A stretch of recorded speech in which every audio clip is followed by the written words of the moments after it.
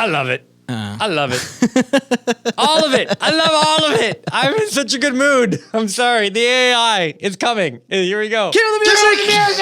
Cue the music! Cue the music! Coming to you live from the great indoors of New York City, I'm Bryan Teoh. Joining me today from Green Bay, Wisconsin is Kevin Macleod. Together, we'd like to welcome you to Composerish, where we discuss issues facing modern working composers. Sometimes. I might have peaked on that intro bit.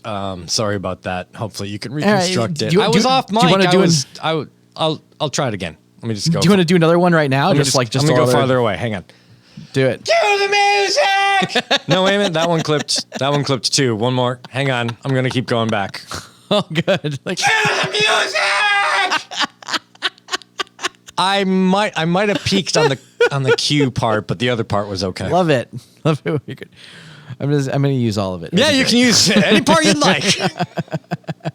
All right. We got a big day today. Oh, we do. Did a quantum leap into the future as of, I think, last week. I don't know if this is officially last week or how long ago this happened, but I only became aware of it last week because of you, actually. Yeah, Project Magenta has been out for a while. This is just like a new toy that uses it. What is Project Magenta? Project Magenta is a Google AI project. They've done like speech synthesis with it and like, I don't know, image stuff, and now it's coming for the musicians. Yay. Yay! This says Magenta is an open source research project exploring the role of machine learning as a tool in the creative process. Yay! So this is a big thing. I don't think we can really describe all that Magenta is, but it's AI stuff used for music and art stuff. So how's that?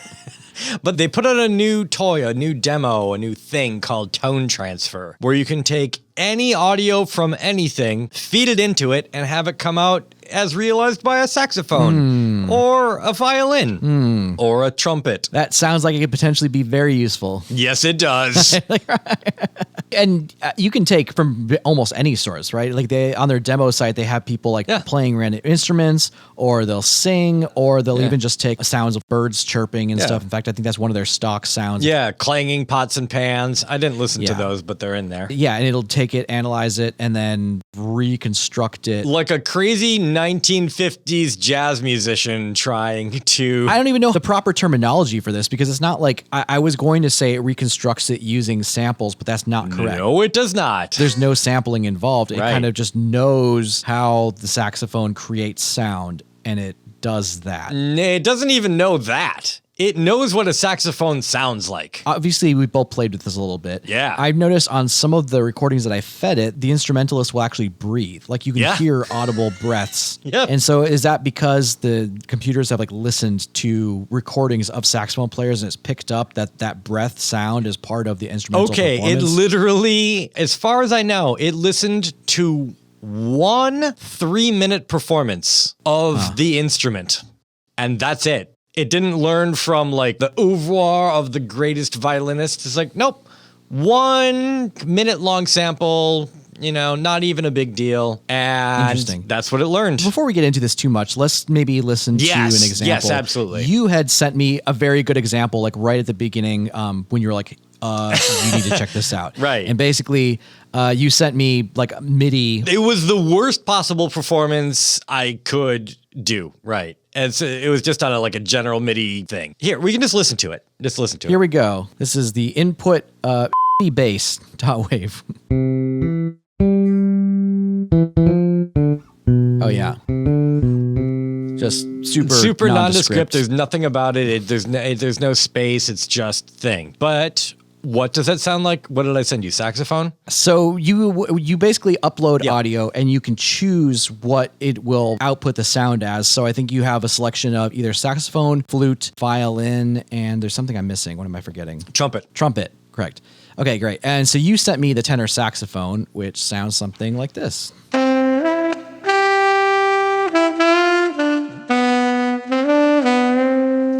Yes! I mean, that's pretty good. Yes! Yes! Yeah. Oh my God! It is the best tenor saxophone that has ever been given to computers. Listen to that. Yeah. Oh my God! That's pretty good because yes! Because you get like the breath in the performance, like how hard You even get like it's like this raspiness of like it's like this imperfect. It's tone. exactly yes. It is correct. It is. The computers are here, my friends. They are here. It's got a little bit of sass in the performance. Like it almost like swings it a little bit. It's got like a little bit of swoop. That little pitch bendy bit is really interesting. Unfortunately, you are limited right now to 15 seconds because I think it's still in this demo phase. So if you wanted to try to create an entire performance, I guess you'd have to like chop up your piece into 15-second chunks and then stitch together. Yeah, I've done harder things than that. That's not a. This is right. It's not a problem. To get access, this is now the best saxophone sample library has ever been created. Just straight up. It's saxophone is very hard. To the AI, nope, no problemo, my friends. No, agreed. Let's listen to that tenor saxophone one more time.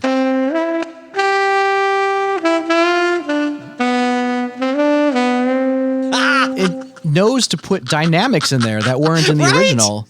Because, I mean, let's go back to like, the original because you didn't have that taper of the sound or anything. It's just...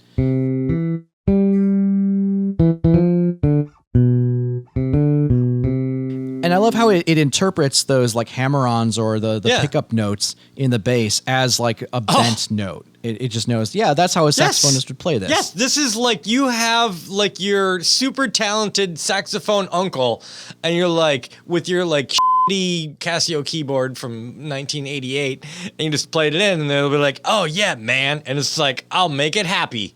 I'll make it good for you, man. I'll make it go. And it just, so good. Why is this the first time I've heard about your cool saxophone playing uncle? Like, why has he never come up in conversation before? Okay, his name is Lee Hansen, and he famously played saxophone alongside Bill Clinton at a whistle stop tour in Oshkosh, Wisconsin. Wow. Wait, so this is literally, you actually have a cool saxophone playing uncle. I really do have a cool saxophone playing uncle, yeah. I was going to try to catch you. And I'm really, I'm shitty at BSing. I'm a shitty fucking liar. I'm just bad at it. That would have been a good one. I mean, that's like an innocuous lie, but I mean, Okay, great. So Kevin does have a cool saxophone playing uncle, but now he doesn't need him anymore. So great. So I learned a tax dodging strategy from my uncle, which I think we should go into right now because there's a lot of people listening who may have expensive instruments. Okay, great.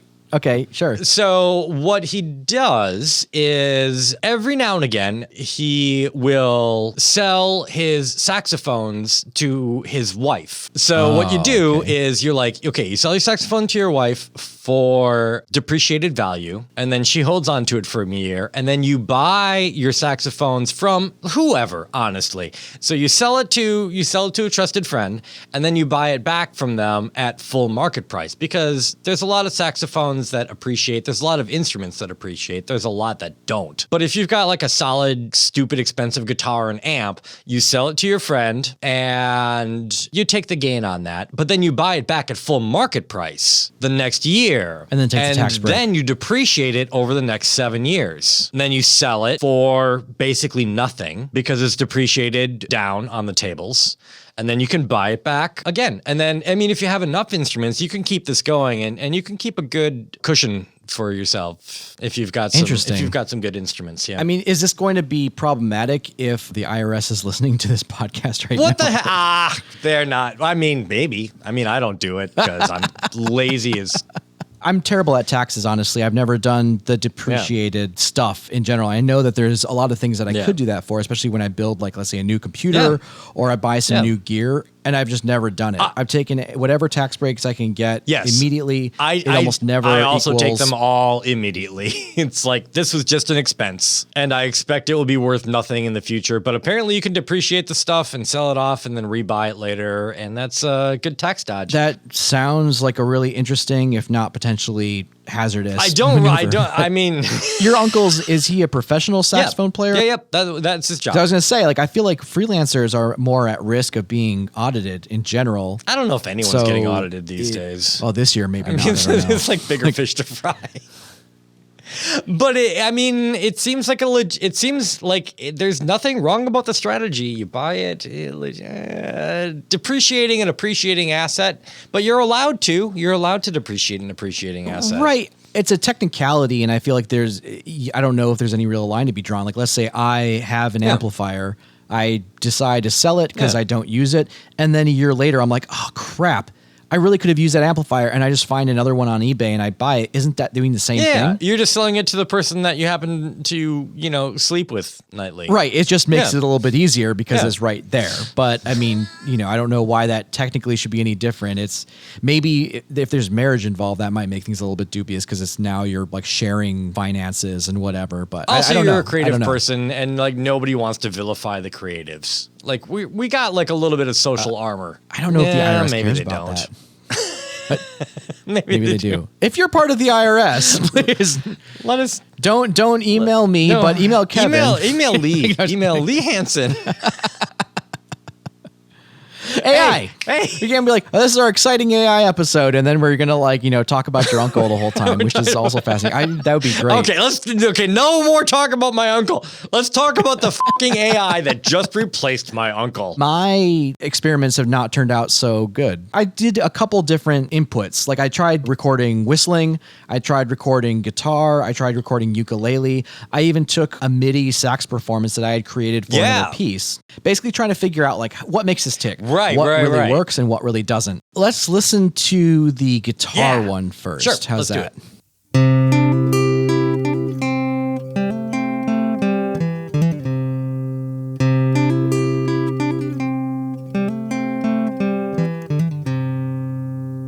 Yeah, nice hammer-ons, interesting. Thank you. And there's like that droning low note. Oh, right. Okay, yeah. And now let's see what happens when we transform that into the flute.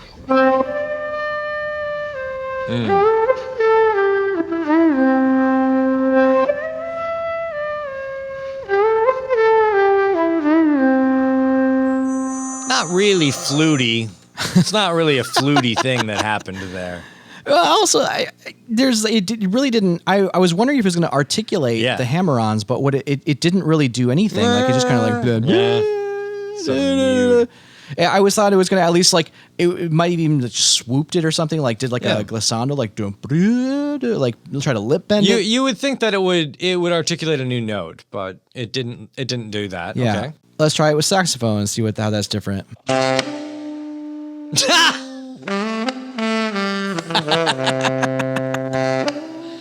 Nope.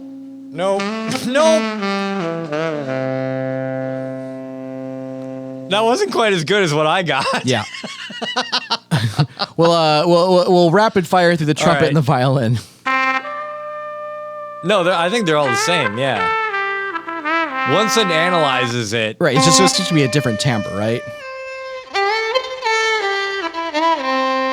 So timbre-wise, I actually think it's pretty good. I am going to use that violin for every like Western swoopy thing that I ever have to do. I'm just gonna hammer it in stupid MIDI and just let the computer go. I got you, man. I know what she's doing. For the sake of brevity, like now that we know that there are all those other instruments and kind of how they work, we'll just use, how about the saxophone? Because the saxophone is literally, it's the hardest thing. It's the one that hasn't been translated very well to virtual instruments literally ever. Right. So I tried to do something kind of punchy with this. This was sort of like a funky thing to see if like maybe just like straight articulated hard notes would work really well with this. Okay, what's the reference?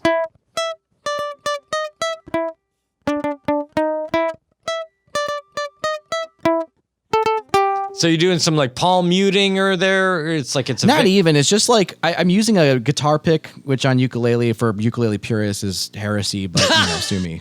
Come at me, bro. Know. So now let's listen to how the saxophone deals with that.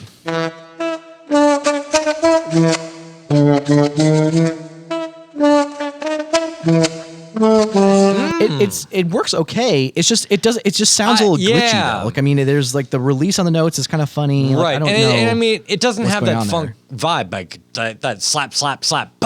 Yeah, I was actually hoping to hear like a little Joshua Redman or something with that like slap tongue. Like, so let me tell you where this is going. It took one input. Yes, I think we can get some inputs with some slap tongue in, and then if we train it on that, it will do exactly what you want. And in the future, you just drag in the reference track. Like, I want you to play, like, I don't know, Stan Getz. Is that a saxophone player? Oh, yeah, absolutely.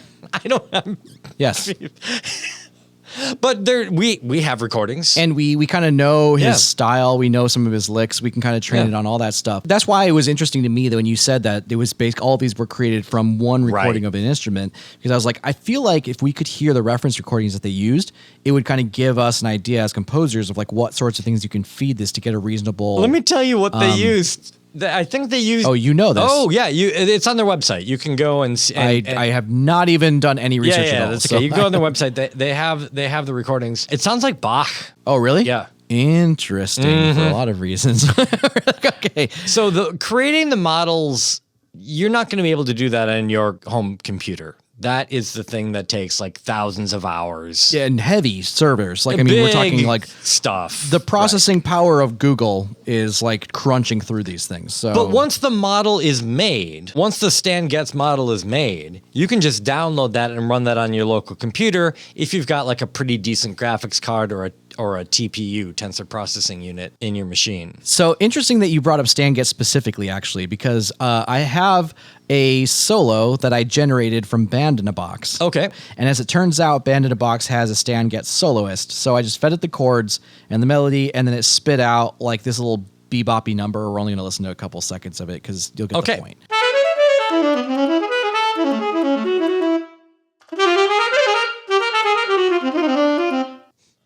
So it's really fast. It's beboppy. Got a lot of chromatics and everything. That's tough. So now I wanted to feed that into the software and have it performed on their tenor saxophone and see what it would come up with to see if it would humanize it a bit more. Let's do it.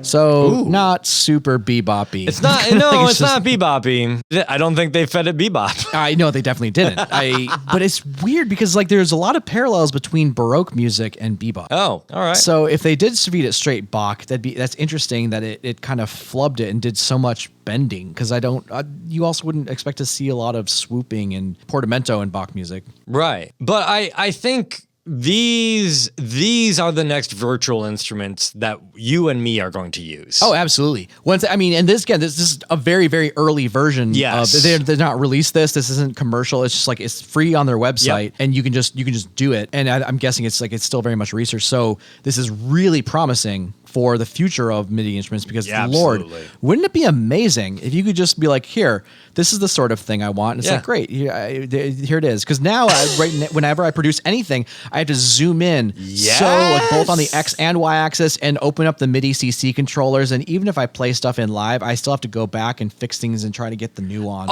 I sometimes put in breaths by hand, right? You know, a flute player taking a breath, clarinet player, maybe even the cellos sometimes. They breathe rhythmically. It's weird. And dragging notes to make them a little bit early, a little bit late. Like, so this is really interesting. Even if you're not completely synthesizing the instrument from nothing like this is, it would be interesting just to see if you can like extract performance data from it somehow. Oh yeah, you can load it back into Logic and then have it do the like control like amplitude or something, or I don't know. Like, so you can load it in a wave file into Logic and have it analyze its beats per minute to see where it's pushing and where it's pulling. You can have it analyze its notes. You can auto-tune it. Well, not auto-tune, but you know what I mean. Yeah, correct things. And like, it's interesting to see what its intended purpose is to just create these recordings of instruments out of something that isn't that instrument. Right. But I think there's a lot of interesting ways that this could potentially be used. Oh, yeah. In the hands of the right programmer or whatever, like in the hands of the right artist. Like, I think you could extract a lot of really interesting data from this. Let's just quickly get through the rest of these. The best thing that I think I was able to get out of it is I tried to do something kind of lyrical on the ukulele. Okay.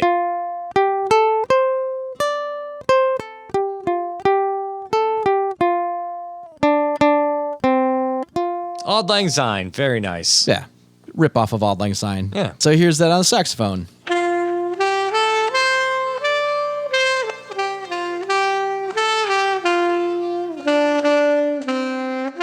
Now, I think that's the most reasonable out of all of them. That's pretty good. And there are some like weird sections where like have like a hard cutoff and you hear the pad click on the key or whatever from the saxophone. But there's probably some weird thing with like the performance, or maybe there was a click in the pick sound on the string and that's what it picked up. But I think that I can work with. Yeah, that I could actually use something like that in a track with a little bit of playing with it. And to do that with MIDI would be insanely difficult. Oh, yeah. I mean, at this point, you just go to Fiverr and like play, hire a 12-year-old.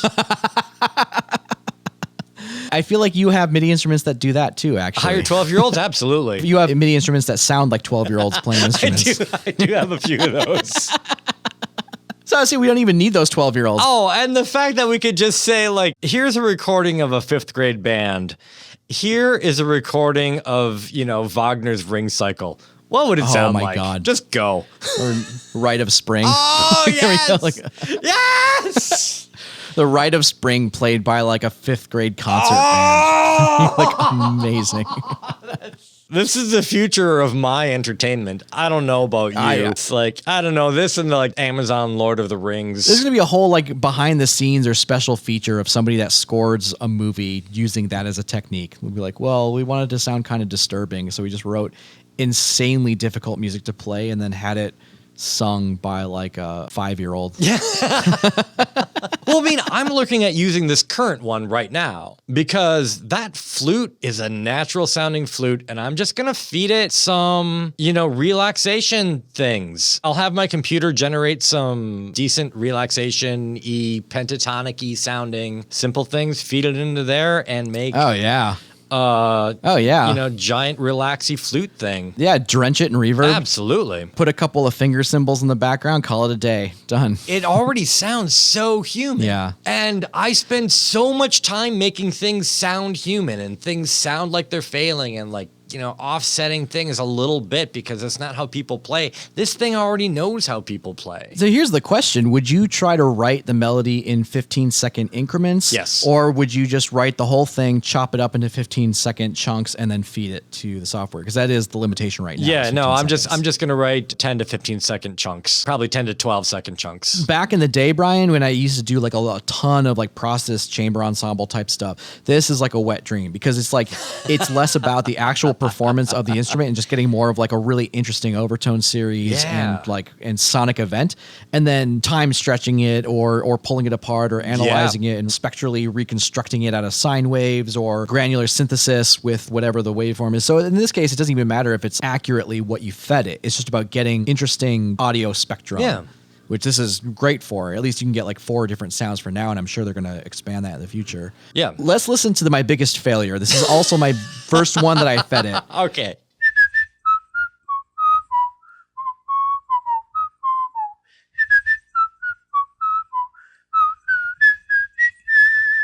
All right, my whistling is terrible, but I also kind of wanted to see how it was going to deal with pitches that were like not perfect and all that. Right. So let's listen to the flute, since we were just talking about the natural quality of the flute. Absolutely natural. Oh. Wait.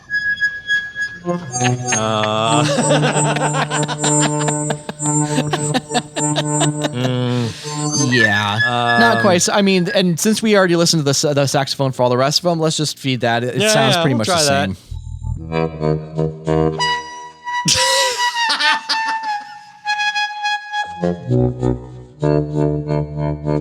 So it's trying. You can hear it trying real hard.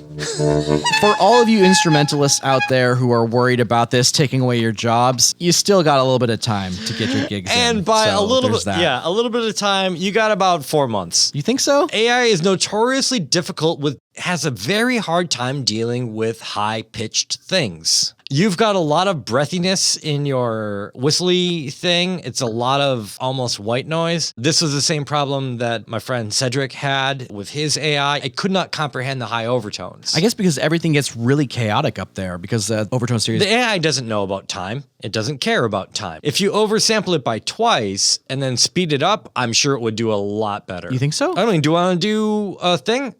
Take your whistle thing. Don't take it down an octave. lengthen it by 2x, and re-upload it. So you don't want me to change the pitch. You just want me to stretch it out. Stretch it out. It will absolutely change. Yes, stretch it out and change the pitch. Okay, because I was going to say the software, I'm recording right now in Logic, so I'm going to do this in Amadeus, and I can control those independently. Yeah. So stretch it out. Let the pitch drop by an octave. All right, you're going to hear this live then. We're doing this as we speak. Yeah. This is my guess. I'm guessing it'll do a lot better. All right, so we're changing the speed. Can you leave the speed the same and then just drop the pitch by an octave? Yeah, absolutely. Yeah, do that. All right, I've dropped it down by an octave, and it sounds something like this. All right, transforming. This is incredibly fast, by the way. I just wanted to point that out for anybody that hasn't done this yet. You just upload it, which is pretty quick already. It'll chop it down to 15 seconds no matter what. And then you just hit the transfer button, and it's like transferring, done. And then you have like this little menu on the right-hand side of the screen that's like, would you like to play this in the flute, saxophone, trumpet, or violin? Yeah. Go. But, I mean, it's not real time. We don't have a real-time thing where you can just like play in on a piano and hear it being executed expertly on a sax. Not yet, at least. Not yet. No, that's coming. That'll come within our lifetimes, I believe. I believe that'll come within 3 years, man. All right, so you can just play the files in the browser, but I've downloaded them. Okay. So what do we want to listen to this on saxophone? Yeah, let's listen on saxophone. This is the first time that either of us are listening to this. Yeah.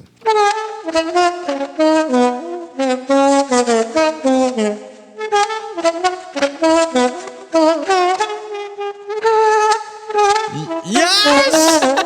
Yes! Success! Oh, that's gorgeous! That's beautiful! Oh my God! Yes! It sounds like a nervous grade schooler at a solo and ensemble competition. Let's hear that one more time. That was great.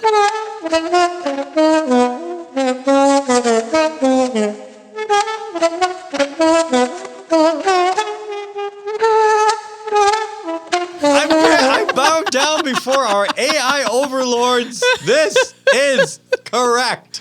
That is what music sounds like.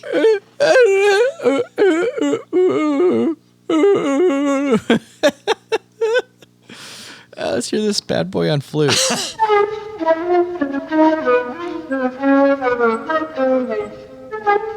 that a flute? I mean, if that was played in court, I think the musician would be shot. It's like, get thee to a mortuary. I am peaking so much today. I so apologize. I gotta stay farther away from the mic. It's just so good. It's just so good.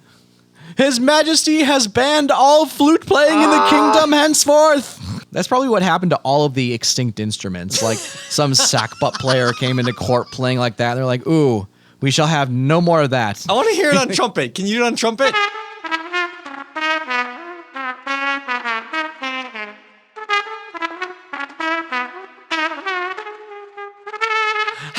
Hang on. Let me get a trumpet. I'm going to get a trumpet. I don't know why it has that breathing in sound. It's like, man, it's like that weird. Let's listen to the pitch bent version again and see if that's in there, because I don't remember hearing that. Oh, I guess it is there. Yeah, it's I guess I'm kind of like holding the whistling shape with my mouth, but I breathe in before the next thing, and it has like a little bit of like air intake whistle. So fair play, Google. Oh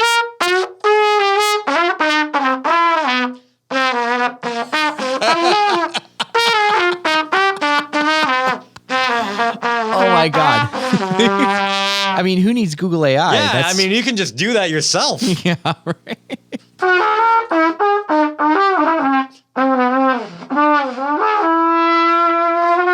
So what I don't know is I've heard some samples online, and of course they're going to cherry pick the best sounding ones, but people have gotten some amazing results with this thing. I'm just saying that I don't think it's as brainless as everyone seems to make it like this miracle. You just feed it whatever and it sounds so real.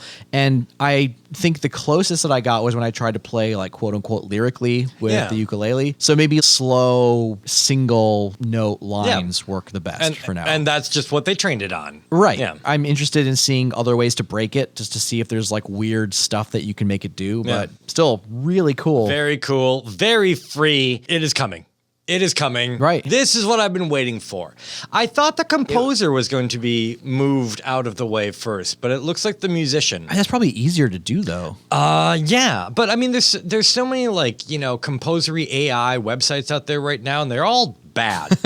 Ava is the best of them, and it's bad because they're doing it wrong. Magenta is doing it right. It's like, here's what a saxophone sounds like. Make it sound like a saxophone played it. Done. Beautiful. So, like anything else, we're not getting paid to plug this. No. We've never gotten paid to plug anything else, even though I'm sure it sounds like we're doing advertisements for whatever services or things to buy or whatever. It's just usually we're just really pumped about it. You can get this at sites.research.google/tone transfer. Yes. We'll have the address in the show notes, or you can just search for Google Magenta tone transfer and you should be able to find it immediately. Or just look up Magenta because I think that was... Yeah, just look up, and it'll probably give you a color, but eventually. I mean, if you look at it, I mean, if you Bing for Magenta, you might not get it. Right, and say if you actually use Google, you'll probably be the first hit.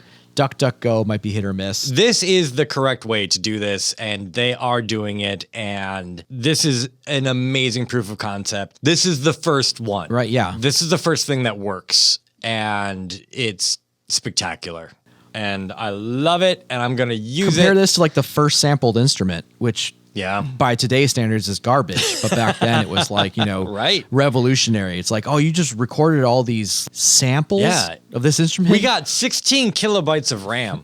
Right. Like, oh man, it sounds so real. Yeah. You can sample 3 different things and then spread them across the keyboard, and then you can crossfade them if you have enough voices in your polyphony. It was discovered that the theme from the animated show X-Men fit perfectly over the Garfield intro. Oh, good Lord. Okay. But the thing that I took away more from that, aside from like the weird coincidental simultaneities, was that the sounds were garbage. Like I remember that theme. I knew that there were synthesizers used to some capacity, but I assumed that there was like a real metal guitar because for whatever reason, every single theme back then had like a hard rock guitar. It's like and when I listen to it again now as an adult, I'm like, okay, that is clearly a sampled instrument. That is not a real guitar or synthesized, and it is terrible. I don't even know how back in the day I would confuse that with being a real instrument. But all right, so we got to have a takeaway from this, and my takeaway is if you're looking to become a really excellent instrumentalist, stop now. Oh, come on. Just work. No, hear me out. Do you want to be like live on stage? Do you want to be a personality? Work on your stage presence.